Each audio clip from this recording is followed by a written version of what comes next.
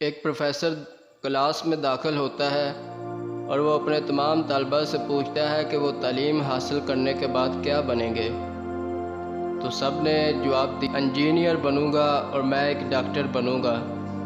سب کی مختلف رائے تھی، لیکن پروفیسر صاحب نے انہیں بتایا کہ تعلیم حاصل کرنے کے بعد آپ کو ایک اچھا انسان بننا چاہیے۔ تعلیم کا اصل مقصد ہی یہی ہے کہ آپ اچھا انسان بنیں اور بڑوں کا ادب کریں اور چھوٹوں پر ہمیشہ شفقت کریں اور ہر دوسرے کے کام آئیں۔ اے وہی لوگ جہاں میں اچھے جو آتے ہیں کام دوسروں کے۔ زندگی میں اتنا ضرور پڑھ لو کہ جب تمہاری بولنے کی باری آئے تو لوگ لکھنے لگ پڑیں۔ تعلیم کا اصل مقصد صرف اپنی ذات کو سمجھنا اور اپنی مشکلات کا حل نکالنا ہے۔ ہر انسان کے اندر صلاحیتوں کا ڈھیر موجود ہوتا ہے۔ تعلیم ان صلاحیتوں کو دماغ کے بند کمرے سے نکال کر عمل کے لیے تیار کرتی ہے، اپنی صلاحیتوں کو استعمال کرنے کے طریقے بتاتی ہے۔ بس تعلیم انسان اور کائنات کو سمجھنے میں مدد دیتی ہے۔ تعلیم میانہ روی بھی ہے، تعلیم عاجزی بھی ہے۔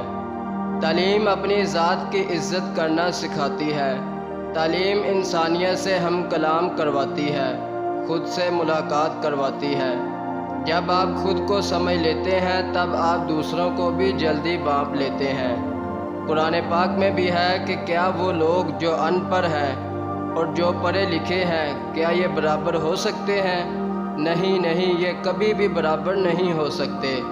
جہالت شور زیادہ کرتی ہے، کیونکہ جاہل سمجھتے ہیں کہ ان کے پاس حل ہی نہیں ہے، جبکہ حل سب کے پاس موجود ہوتے ہیں، مگر کوئی حل سوچنے کے لیے سوچتا ہی نہیں ہے۔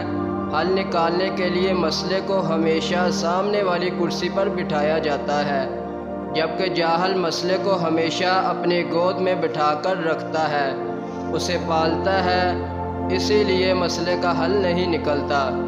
تعلیم ہر معاملے کو حل کرنے کے طور طریقے اور اصول سکھاتی ہے۔ اگر تعلیم صرف ڈگری کے لیے حاصل کی گئی ہے تو معذرت، آپ آج بھی جاہل ہی ہیں۔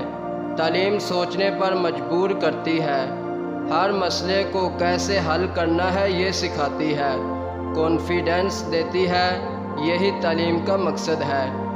علم تعلیم والے کا اور گالی جاہل کا ہتھیار ہوتا ہے۔